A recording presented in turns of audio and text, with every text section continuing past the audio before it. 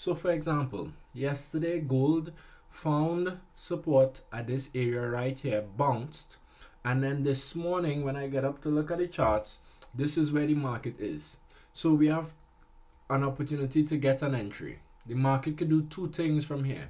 From here, this market could give us a bullish formation here, and then this market could go up, or right, the market could break this support, pull back to the back of this support, and then fall to the next identified area where the market should find support, which is across here. So this is how we'd be using support and resistance all the time. These are the type of opportunities we'd be looking for. Once we get to these areas here, it's just a matter of being patient and letting the market tell us what it wants to do.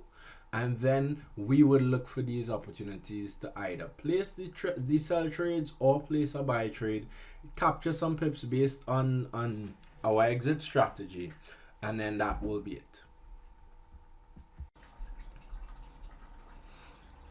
Alright, so based on us looking at the market yesterday, as I gave you all, we had two scenarios. We had scenario one where the market could fall, pull back, and then go down. Or from here, if the market held here, the market could go up, which is what the market did. So yesterday we were able to buy here, and the market did push all the way up to our next blue line, which is resistance.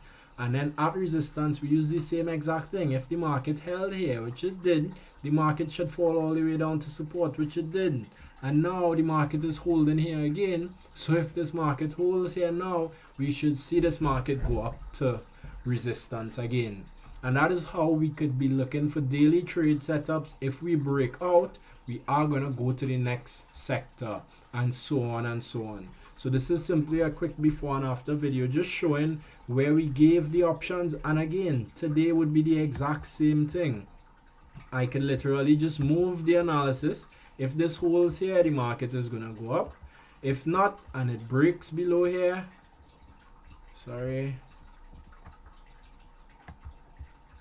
if it breaks below here, it should give us a pullback, and then we should look to sell. All right, but so far it is holding here at support, so we should get at least another push to resistance, or if the market breaks above here, we should see some of these other targets coming into play.